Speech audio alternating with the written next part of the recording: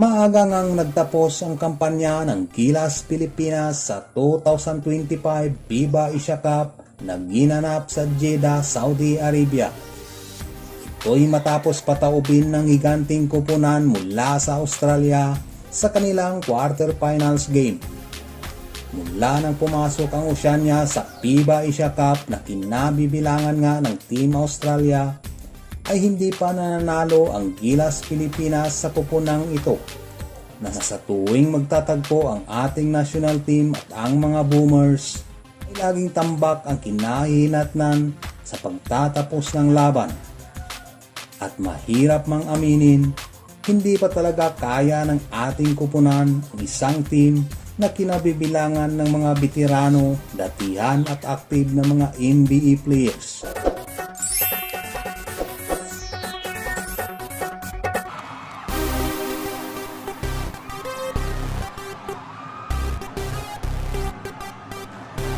Ngunit alam nyo bang minsan nang tinalo ng Team Pilipinas ang malakas na koponan ng Team Australia?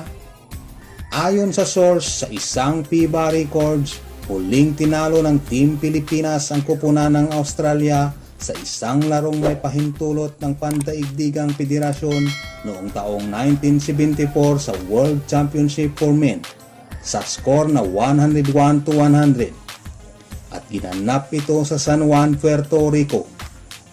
At kung natalo o na-upset ng Gilas Pilipinas ang Australia sa naging huling laban nito nakaraan lamang, first time manalo ng Team Pilipinas sa naturang koponan after 51 years at dadagdag ito sa history list ng FIBA. Ang koponan ng Pilipinas na nagpataob noon sa malakas na Australia ay pinamumunuan ng mga legendary players ng Pilipinas basketball na sina Ramon Fernandez at Robert Jaworski. Kasama ang ilan pa sa mga bigatin at kilalang mga manlalaro sa Pilipinas na sina Abit Gidabin, Francis Arnaiz, Bogs Adornado, Yoyong Martires, Manny Paner, Jimmy Mariano, Joy Cleopas, Timbong Melencio, Alberto Big Boy Reynoso at Dave Rigoliano. Pagkatapos ng mga pangyayari at sa tuwing magkukross ang landas ng dalawang koponang ito, hindi na nakakaporma ang ating national team sa napakalakas na Australia.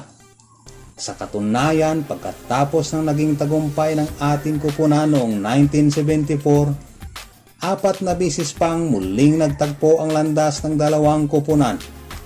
2 beses noong 1978 sa World Championship for Men sa score na 97-52 sa semifinal at sa magkaibang laban 92-74 naman sa final round. At ang ikatlo ay pagkalipas ng 40 taon, tinalo ng Boomers ang Pilipinas sa kanilang home court sa score na 84-68. At ang kanilang pang-apat na pagtatagpo ay noong taong 2018 sa Philippine Arena na naging kontrobersyal dahil sa rambulang naganap. Ang final score noon ay 89-53, pabor pa rin sa Australia. Anong masasabi niyo mga boss sa pagkapanalo ng ating kupunan sa malakas na Australia? Mangyari pa kaya ulit ito? At sino-sino kaya ang mga players ang pwedeng isama na posibleng maka-upset sa Boomers? Mag-comment lang sa baba. I'm out!